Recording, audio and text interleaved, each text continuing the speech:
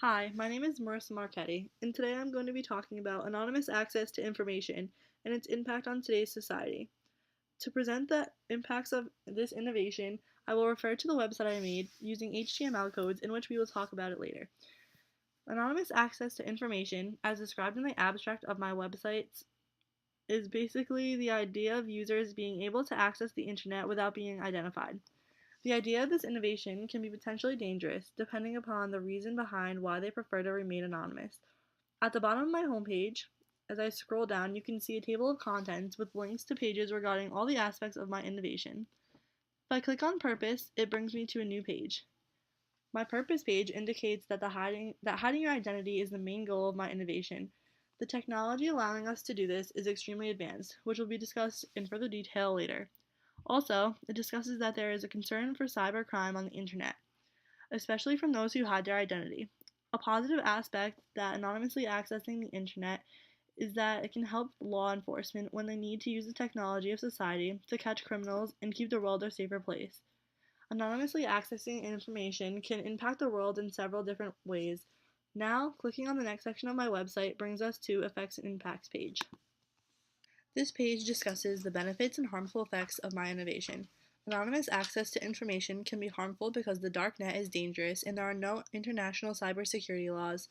It would be wise to shut down the dark net, but a new one is bound to appear. Also, people are willing to post any personal information on social media, and there is no telling who is viewing this information or what they're going to do with it. A benefit to hiding a person's identity, like I said earlier, is for the government to track people down. Also, not all users browse anonymously with bad intentions. This is where the software Tor comes in, as seen over here in the text. Tor is a software that will keep people's privacy and let their identities be anonymous. This made a major impact on society because now, with this advanced technology, we have the whole world at our fingertips. Anonymously browsing the internet impacted how much information we share online. For example, credit card information is used to pay for things online every day, which can potentially be dangerous because it is unknown who could get their hands on that information. This graph to the right over here I found online, and it shows the opinions of the public regarding anonymity of internet access. For part D, I discussed how the government can use this innovation to anonymously track emails and find hackers, considering the government is always one step ahead. Before technology was this advanced, there was no getting information from the internet about people. In this graph here are the results from the questionnaire that I made, and I had my friends answer regarding whether or not they think that the ability to anonymously access information is dangerous. To make this graph, I used Google Forms to make my questionnaire and then used the responses to create this graph. And now here is a short video of me being interviewed about my thoughts of anonymous access to information. How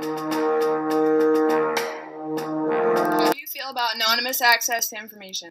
I think it is beneficial regarding the government because in criminal cases there is need to find personal information about people online. This could also be harmful because privacy is important and there are hackers that can steal information. An example of this could be social media because everyone has their own unique password and they can keep their information private from others.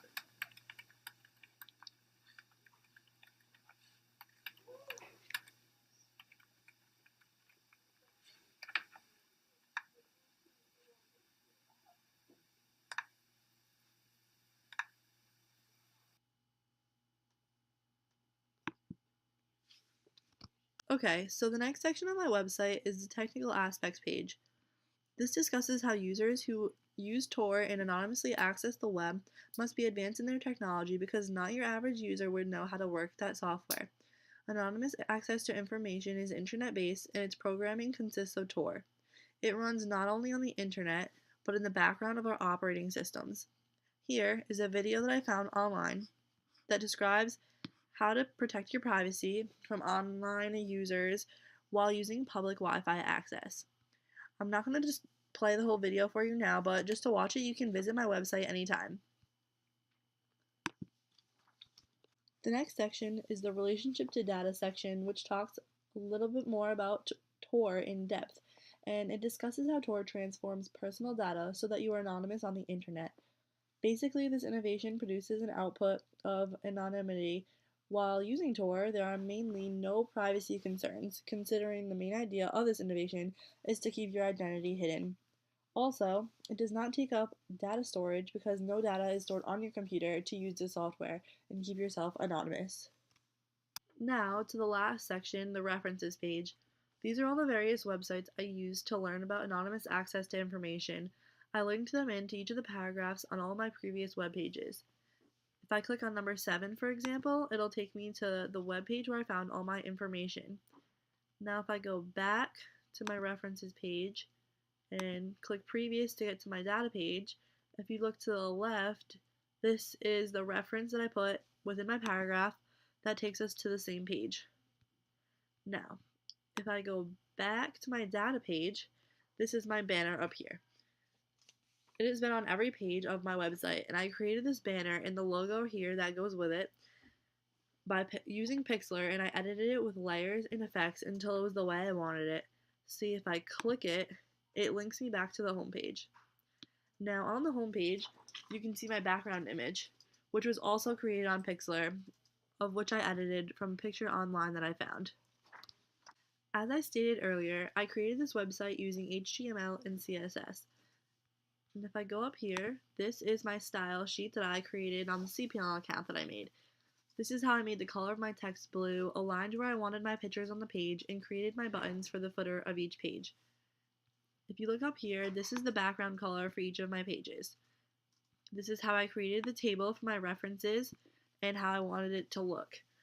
If you go to the align right and align left, that is where I want my pictures and where I want them to float and how the padding I want it to be, so it doesn't touch right next to the text. The content goes with the div, which is the white background that you see on each of my web pages.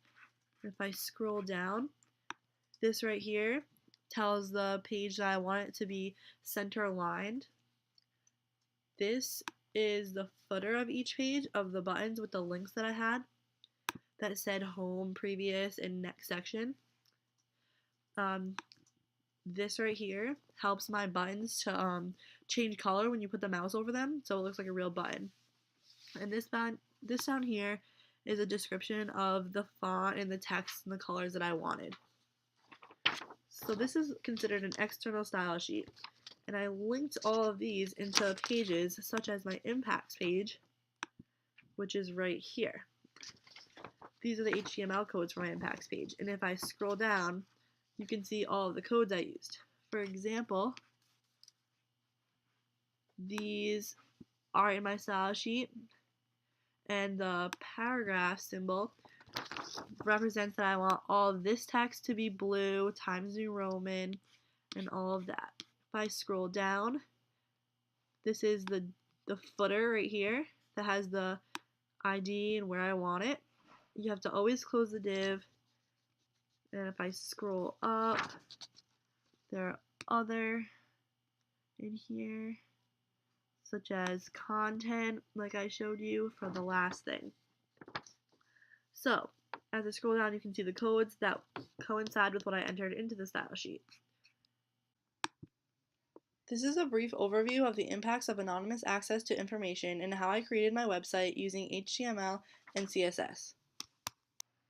For more information, you can visit my website at http://mmarchetti96.vps.cs.uri.edu/index.html.